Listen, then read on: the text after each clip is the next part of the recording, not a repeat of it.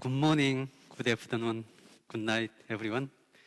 I'm Kwang Seo from Korea Maritime Institute, shortly KMI. KMI is the governmental-based institute under Prime Minister related to the ocean policy and fisheries, shipping, logistics, port, and so on. First of all, I'm very nice to meet all presenters, panelists, and audience. Also, it's my big honor to be invited as a presenter at this session. As you can see this slide, my presentation is about the outcomes and future tasks of the integrated administration of ocean and fisheries in Korea. I hope my presentation helps you understand Korea's situation. From now on, I'll speak Korean for Korean audience.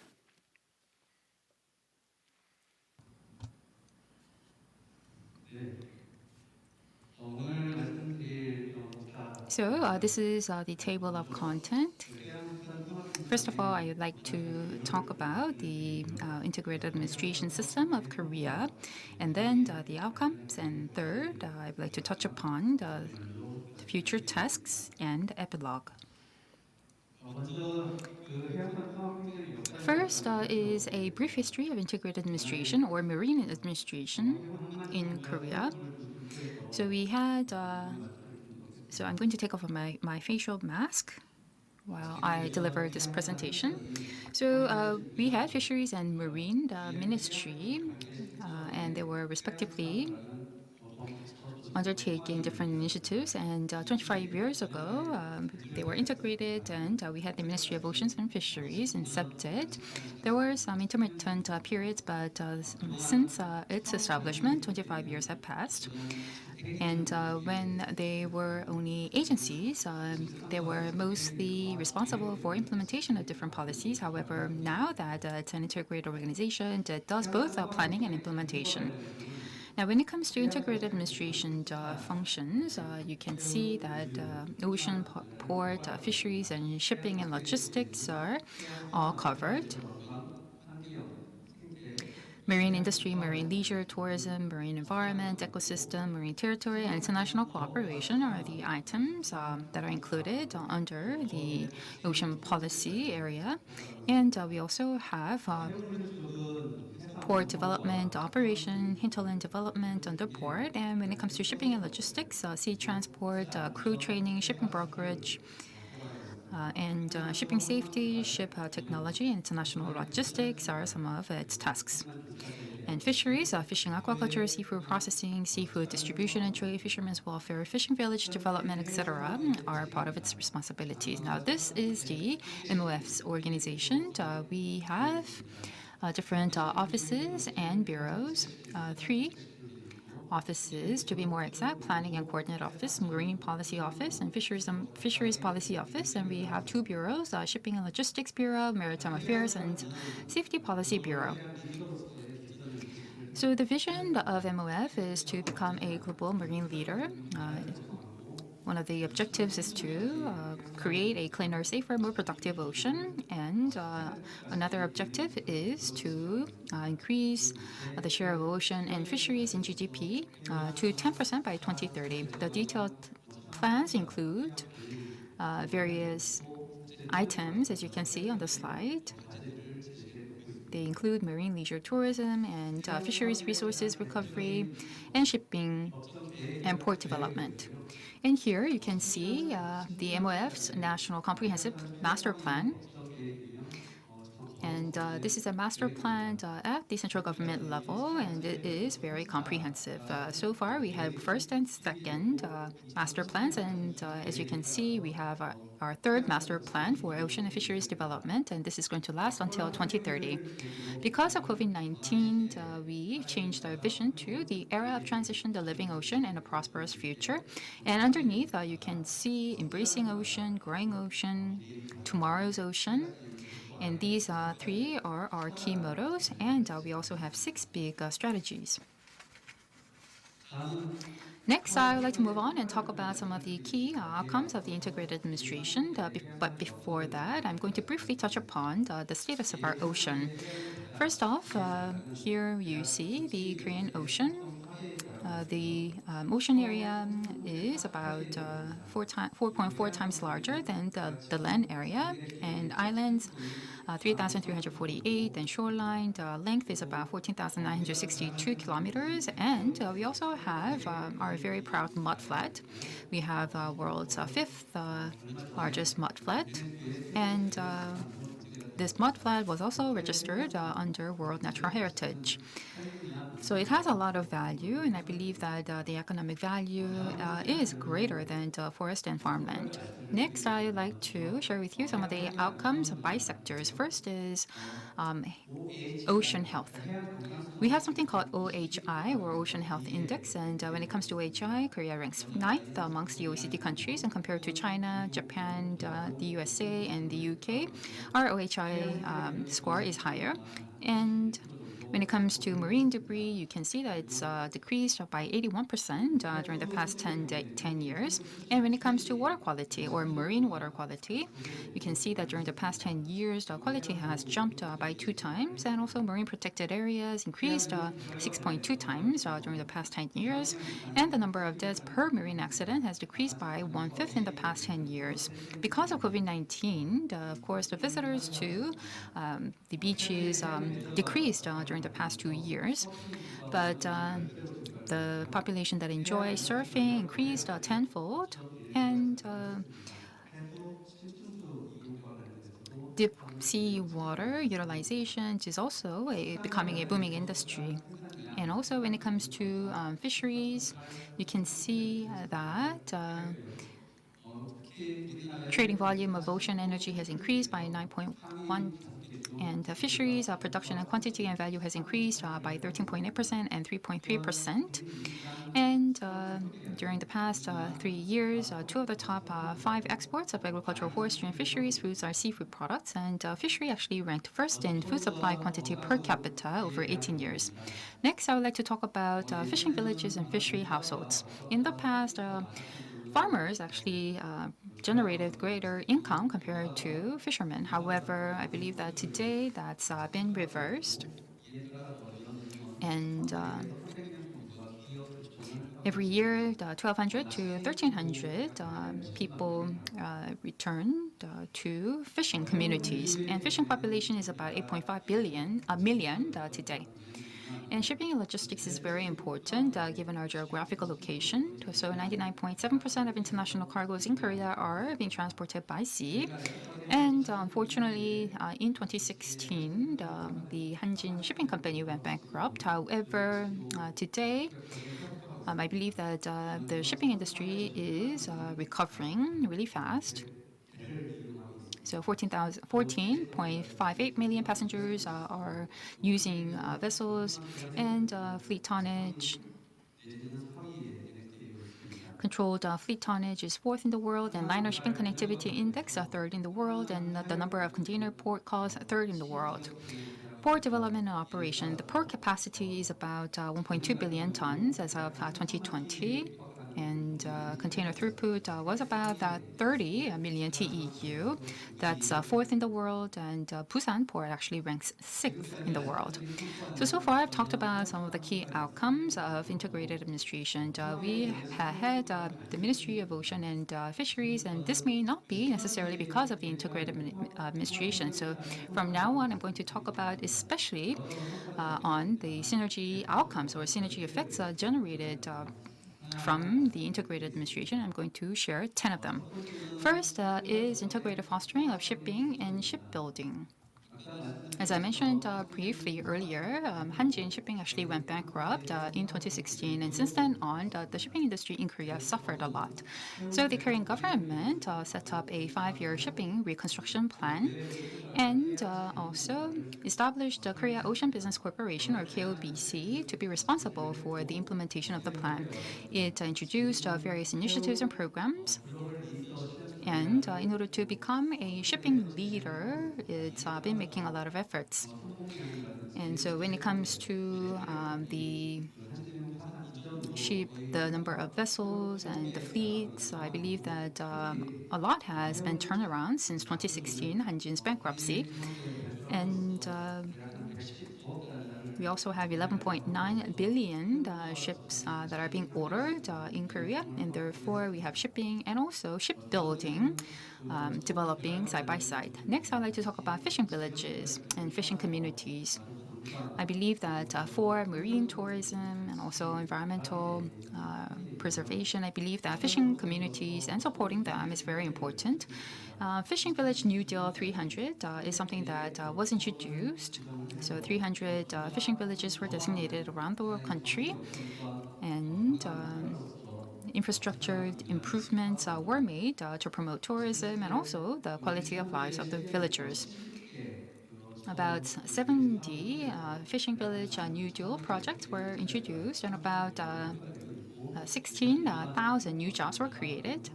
And I believe that the job creation effect is even greater than the general civil engineering construction projects. And of course, as I mentioned earlier, the fishermen's income is far greater than that of farmers. And at the very bottom on the right-hand side, you can see that the living conditions in fishing villages have improved a lot, and a lot of tourists are now visiting those fishing villages. Next, I'd like to talk about integrated use of ports. In the past, ports were considered as a logistics base to treat and handle cargoes. However, we do have some old and idle ports, and they are now being turned into different industry clusters and hubs. For example, Gwangyang Port is now serving as a regional hub, and it's attracting a lot of investment, about 87 billion Korean won. And through various projects and programs, we are trying to turn 19 ports, idle ports and old ports, into new hubs and create 50,000 or so new jobs. Next, I'd like to talk about integrated training of merchant and fishing crews. In the past, crew members were trained by marine agency and also merchant crews by some other agencies. However, now the aim is to have an integrated training opportunities for these crews. We also provide remote training and education programs, and we have about 490 trainees and trained, and they were able to land jobs successfully. And I believe that more opportunities are being given to them, and we see also improvements in their working welfare and employment conditions. Next, integrated management of ocean environment. As I mentioned earlier, the marine national protected areas increased by 6.2%, and the contaminated sediment treatment issues have seen a lot of improvements, and we also have less marine pollution accidents. And we've been also reducing CO2 using marine resources, and using sea wrench projects, we were able to also increase the amount of catch 44% annually. Next, I'd like to talk about integrated management of ocean space. In the past, there was only partial management of the marine space. However, with the inception of the Ministry of Ocean and Fisheries, we now have systematic and integrated management of ocean space. And we have newly established the Marine Spatial Policy Division under the MOF. So for the entire ocean space, we have an integrated spatial planning system. And we also set up a big data platform to effectively manage the data. Now, we were able to reduce the time and cost required to collect relevant data, and offshore wind and fishermen and sea aggregate business operators in the past had a lot of conflicts, but using those data, we were able to address those conflicts and reduce social conflict cost. 일곱 번째는 The seventh is related to marine leisure and tourism. This does not include only marine leisure and tourism, but also fishing village and fishing port tourism. We are operating various experience programs, and we are operating 20 centers to promote tourism in fishing villages and marine tourism.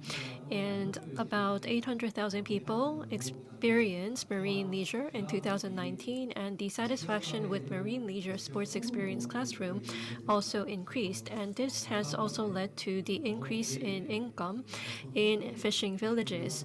So other than the fishing income, fishing villages are now seeing their income increase in other sectors. The other area is marine safety. There are lots of safety accidents, so we have strengthened our marine safety infrastructure, and we also increased marine safety workforce, and we are also providing safety training to our citizens so as to prevent the casualties. And thanks to these efforts, the loss of casualties from marine accidents has decreased significantly. And we are also seeing the increase in the use of the safety programs as well. Now, let me move on to the marine industry investments. For the marine industry to grow, we need more venture investment and the creation of relevant startups. We have created a fund to create a venture boom in this industry, and we also expanded the Oceans and Fisheries Startup Investment Support Center, and we also carried out various support projects. For example, we have supported 107 startup companies through our program, and 4,580 new jobs were created thanks to the creation of these startups. And we were able to support 870 companies through our Oceans and Fisheries Startup Investment Support Center, and we plan to expand this program further in the future.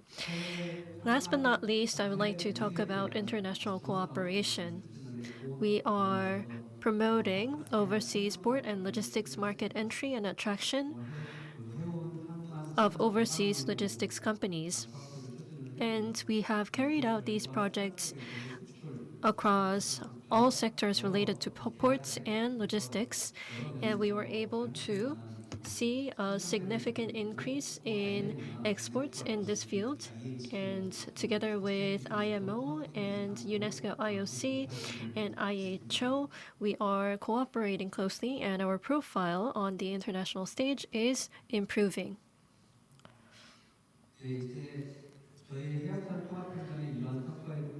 Despite these achievements, still we have more room for improvement. So in this chapter, I would like to share some of the plans of KMI. This is not based on the official stance of the Korean government, but this is a plan that we drew at the KMI. First, before we drew up this plan, we carried out a survey to check the sentiment of the public. We have conducted this survey of more than 2,000 citizens of Korea. Marine safety and marine ecosystem.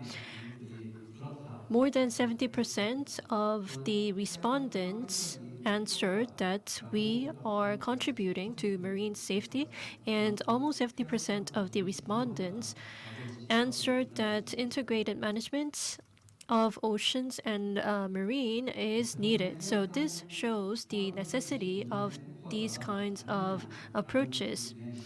And in the question whether we have contributed to food security or pollution management or the distribution of fisheries products, there were positive responses from the respondents. And the professional expertise of the members and clear tasks and functions were chosen as the basis for their judgment or the basis for their positive judgments. But still, there are some rooms for improvement, as I said. If you take a look at the graph on the bottom, you can see the public perception of the MOF. And we asked about people's interest in the MOF and the relevance of MOF's work. And many people answered that the role of the MOF itself is important, however, it is irrelevant to their lives. So, in other words, even though they recognize the importance of our role, they are not recognizing what kind of function it is playing. This chart shows some of the top functions of MOF. We asked the people which function should be emphasized, and fostering the shipping and international logistics industry, and marine resource and energy development, safety management. Some of these were chosen, and based on the answers, we were able to come up with a plan to such as what is stated in this slide. First, reconstruction of key industries and discovery of new growth engines. Second, supply of high quality and safe food. Third, a clean and safe ocean environment. And fourth, global cooperation and entry into the global market. So in order to achieve our goals under these 4 areas, what should we do? Economy, environment, and the quality of life, and regional balanced growth. These are some of the key tasks that we came up with. First, we need to become a leading nation in shipping and logistics. And secondly, we need to grow a fishery industry that can contribute to people's health. And third, we need to create a clean and safe ocean environment. These are the 3 key tasks that we identified. And there were a few overlap with other ministries under the Korean government. So, innovative growth and new job creation, marine leisure, and marine energy-based carbon neutrality, and preparation for a unified Korea, and cooperative project in the metropolitan area. These were identified as some of the subtasks that require collaboration with other ministries. Are we behind schedule at the moment? Well, let me skip this part. This presentation material is already shared on the World Ocean Forum's official website, so I think you can refer to the presentation slides for the details.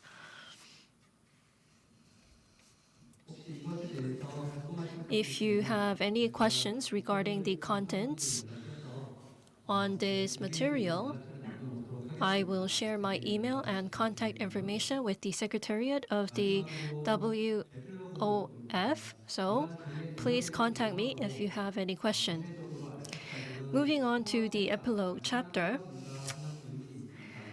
Even though we have been making efforts to carry out integrated management, I think we still have doubt whether we have achieved perfect integration. So we need to continue to strengthen cooperation between domestic ministries, and also at the same time, we need to strengthen cooperation with other nations at the international level as well.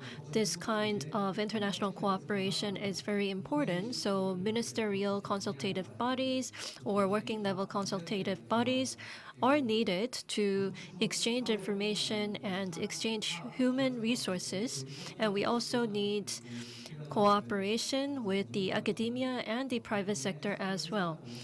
We also hope to organize this kind of academic forums as well. With that, I would like to finish my presentation. Thank you.